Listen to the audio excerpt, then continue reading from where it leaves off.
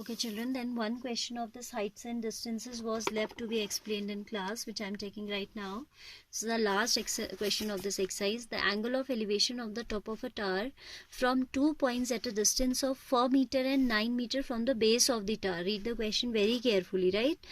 And in the same straight line with it are complementary. Complementary पता होना चाहिए आपको. Two angles are said to be complementary if their sum is 90 degree. ठीक है? Prove that the height of the tower is 6. Alright, क्या कह रहा है, फिगर बनाते हैं. First of all we should draw the figure with given information. With the help of given information, angle of elevation of top of a tower from 2 points at a distance of 0.9 from the base of the tower. This is question number 16. Suppose this is the tower that we have. ठीक है, this is what A B as the tower. Then from 2 points at a distance of 0.9, so of course the point at distance of 4 will be near. this much is 4. and इसमें बच्चा क्या गलती करता है, इस distance को 9 ले लेता है. But it is clearly written in the question that 4 meter and 9 meter from the base of the tower.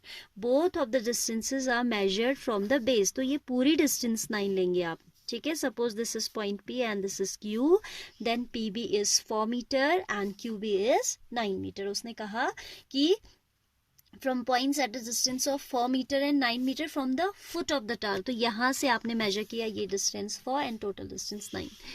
and ये obviously आप join करेंगे.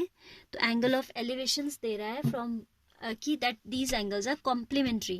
complementary दे रहा है, उनकी measurement नहीं दे रहा है. So if I assume this angle as theta, angle of elevation from this point theta, then obviously this will be 90 minus theta. आप complement कैसे निकालते हैं? If I say what is the complement of 30 degree, तो you will say 90 minus 30 यानी कि 60 degree. तो करते हो.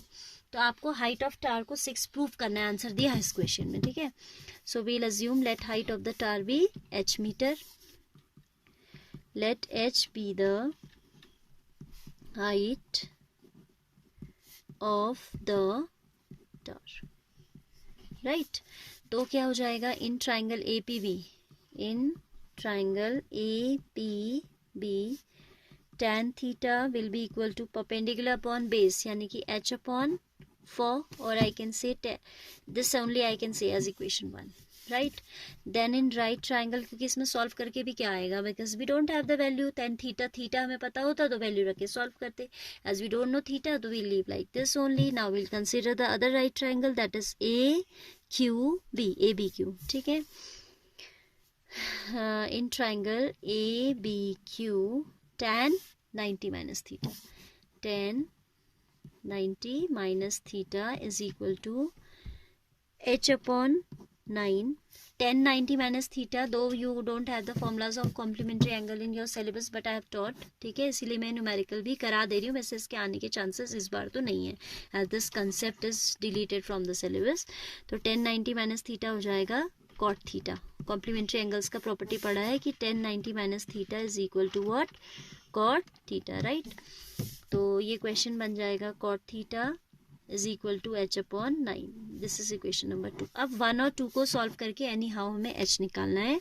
and you can observe that this is tan theta and this is cot theta, and we also know that cot theta is reciprocal of 1 upon, cot theta can be written as 1 upon tan theta. हमें पता है कि reciprocals होते हैं. so this time for simplifying we will multiply the equations. multiply करेंगे तो theta eliminate हो जाएगा ना, थीटा कॉट थीटा कैंसिल होके h में क्वाड्रेटिक बन जाएगी और सॉल्व हो जाएगा.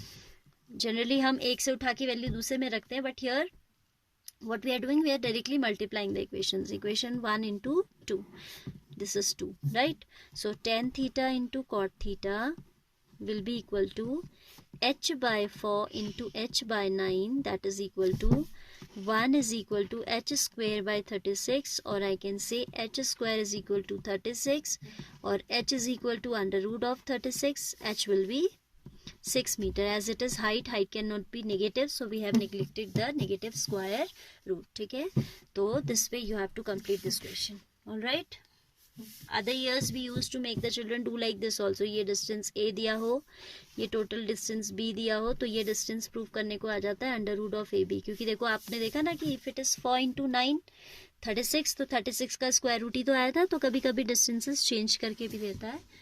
तो आप if you want you can do in your rough copy. ठीक है, वैसे अभी मुझे नहीं लगता कि क्वेश्चन आने के चांसेस हैं, as it is using the formula of this one complementary angles which is not a part of syllabus for this year.